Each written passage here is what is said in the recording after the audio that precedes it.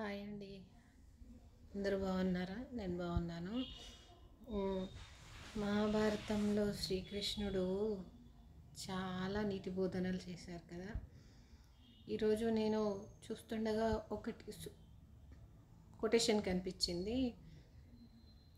నీ అవసరం తీరిన చోట నీకిచ్చే గౌరవం తగ్గుతుంది. ఎప్పుడైతే నీ గౌరవం తగ్గుతుందో ఆ బంధానికి దూరంగా ఉండు, లేకపోతే నీ విలువ తగ్గిపోతుంది అని. నిజమే కదా.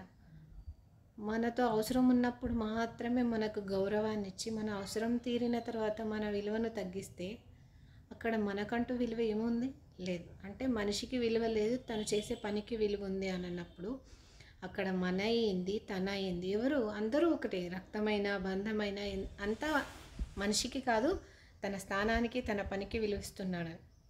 కాబట్టి అలాంటి బంధాలకు దూరంగా ఉండి ప్రశాంతంగా ఉండి మన విలువను మనమే కాపాడుకుందాం.